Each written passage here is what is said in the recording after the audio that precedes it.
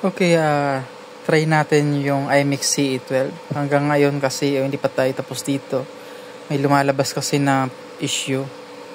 Bali, kahapon na palit na ako ng mga parts. Na-test ko na to. Pero ngayon ay i-test natin siya with 1000 watt na dummy load natin. With 1 kHz. Mamaya bababaan ko siya hanggang 500. Titingnan natin kung lalabas yung problema. Kasi yung problema nito ay naiiwan na nag-clip. Then, umiilaw yung clipping signal doon sa may input na amplifier natin dito. Yung part na yun. Okay, nakahook pa rin tayo doon sa stepper. Ito siya. With 1000. Yan. Working yung stepper natin.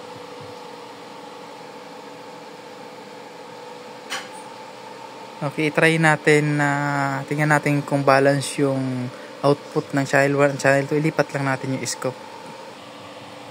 Okay, nalipat na natin yung scope natin. Ayan. Tingnan natin kung balance.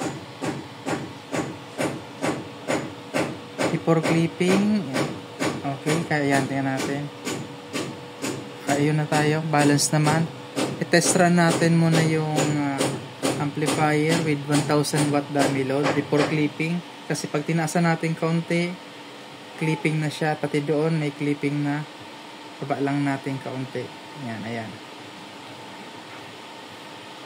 Kasi nakainit. Tingnan natin. Okay, tingnan natin kung ilan ang temperature. 100 degrees na.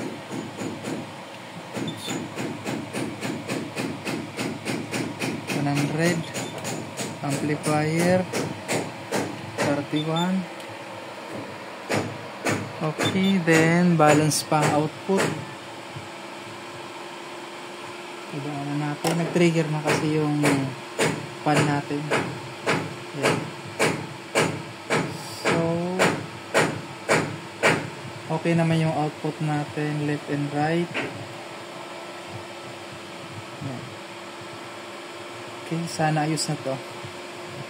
Sa sound test na lang. Pag may lumabas ulit na problema, gagawin ulit natin. Okay?